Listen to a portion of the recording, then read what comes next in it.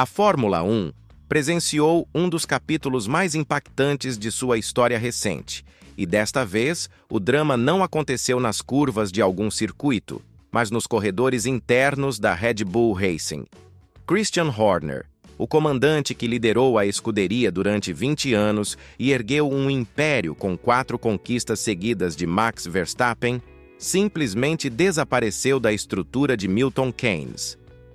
Dispensado de maneira repentina e sem qualquer solenidade, Horner assistiu 2 décadas de trabalho serem extintas através de uma nota oficial gelada da própria Red Bull. Mas a partida do britânico verdadeiramente solucionará as dificuldades da organização austríaca ou apenas deu início a uma turbulência ainda mais severa? A decisão de dispensar Horner surpreendeu completamente o ambiente do paddock. Estamos nos referindo ao mesmo indivíduo que converteu a Red Bull de uma estrutura novata em uma força dominadora, responsável por garantir a Milton Keynes impressionantes 6 troféus de construtores e 7 títulos de pilotos. Horner representava muito mais que um dirigente de equipe.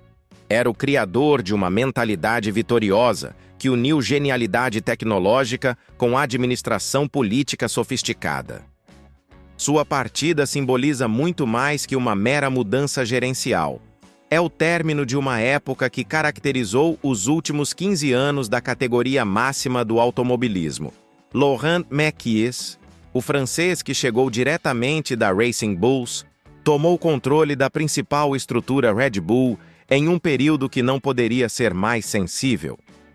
A substituição ocorreu precisamente quando a equipe de Verstappen enfrenta sua pior sequência desde 2021, somando atuações frustrantes e observando adversários como McLaren e Ferrari se aproximarem ameaçadoramente na disputa pelo campeonato. O Grande Prêmio da Bélgica representou a estreia de Mekies na posição mais desejada do paddock, e os indicadores já sinalizam para uma realidade bastante distinta dos períodos áureos de Horner. Mas quem verdadeiramente é Laurent Mekies? O francês de 51 anos possui uma formação técnica substancial, tendo integrado a Ferrari como diretor esportivo entre 2019 e 2022, período durante o qual presenciou diretamente as complicações de administrar uma equipe sob pressão extrema. Sua vivência na Racing Bulls, mesmo sendo mais limitada em termos de recursos e expectativas, proporcionou-lhe uma perspectiva prática sobre os obstáculos operacionais de uma estrutura de Fórmula 1. Contudo, assumir a Red Bull Racing representa um avanço colossal em responsabilidade, tensão e complexidade política. O triunfo de Verstappen na corrida sprint em Spa pode ter camuflado momentaneamente os problemas estruturais que a Red Bull enfrenta, mas a prova principal evidenciou a verdadeira magnitude da crise. Com um monoposto ajustado para condições de chuva que nunca se materializaram, o tetracampeão mundial finalizou somente na 4ª colocação, observando inerte enquanto seus adversários festejavam no pódio. E se o cenário já aparentava complicado na Bélgica, o que dizer da Hungria, onde Verstappen atravessou a linha de chegada em uma constrangedora 9ª posição? Yuki Tsunoda, seu companheiro de equipe, nem sequer pontuou, prolongando uma sequência negativa que já perdura 7 corridas.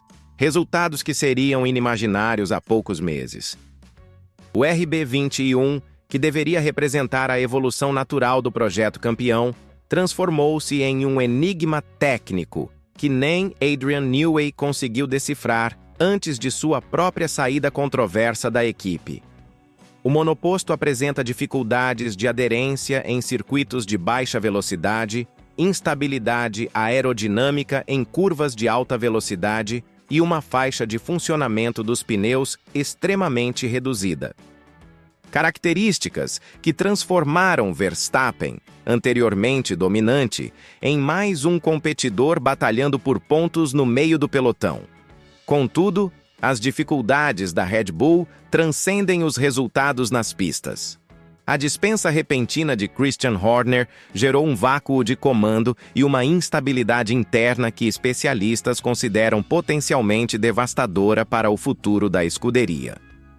Giancarlo Minardi, veterano do esporte e conhecedor profundo dos bastidores da Fórmula 1, não economizou palavras ao avaliar a dimensão do desafio que Mekies enfrenta. Conforme o italiano, os verdadeiros obstáculos estão apenas iniciando, porque agora todas as engrenagens precisam se alinhar novamente desde o princípio. Os pequenos elementos que fazem a diferença, o desconforto generalizado, a atmosfera tóxica que pode se espalhar como uma epidemia em uma equipe com centenas de colaboradores. Minardi foi categórico. Administrar uma estrutura de Fórmula 1 não se resume à estratégia de corrida. Envolve lidar com pessoas que você nem reconhece pelo nome, mas que podem determinar se um carro será competitivo ou não. E aqui reside o grande dilema de Laurent Mekies. O francês assume o comando de uma das estruturas mais vitoriosas da história recente da Fórmula 1, porém, em um momento de transição brutal e declínio técnico evidente.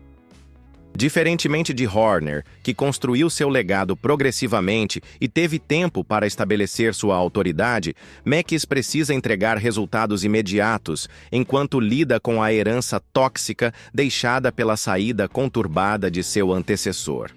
A pressão é colossal, especialmente considerando que a Red Bull não revelou detalhes sobre o contrato do novo comandante, nem estabeleceu metas claras públicas para sua gestão. Quando questionado sobre seus objetivos e garantias contratuais, o próprio Mekies foi evasivo, admitindo que ninguém na Fórmula 1 possui contrato eterno e que os objetivos da Red Bull são óbvios: batalhar por vitórias e títulos. Mas será que essa resposta diplomática esconde a insegurança de quem sabe que está pisando em terreno minado? O cenário se torna ainda mais complexo quando analisamos o contexto competitivo atual.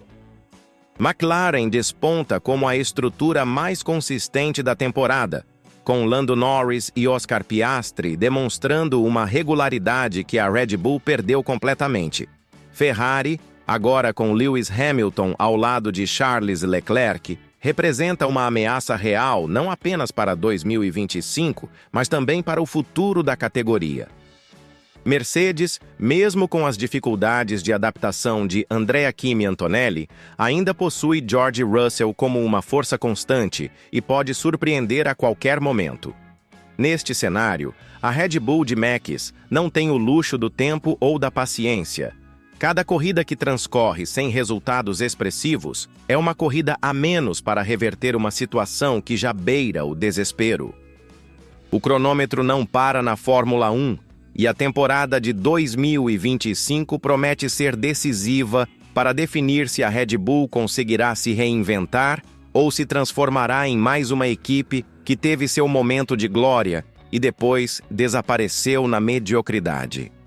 A pressão sobre Mekies é brutal, mas talvez seja exatamente isso que a Red Bull precisa para despertar de seu sono profundo e voltar a brigar pela frente do grid. A realidade é que a dispensa de Christian Horner pode ter sido o início do fim de uma era dourada, mas não necessariamente o começo de uma solução. Laurent Mekies herda uma estrutura fragmentada, um monoposto problemático e a pressão de manter competitiva uma organização que funcionava perfeitamente sob a liderança anterior.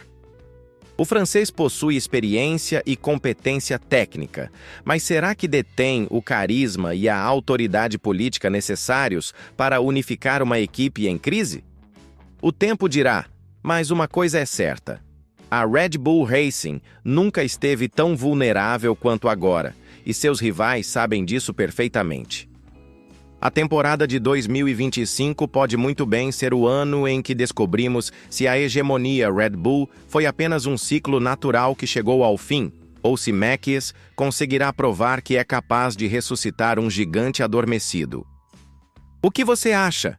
Mekies possui o que é preciso para salvar a Red Bull? Ou a era de dominação austríaca chegou definitivamente ao fim?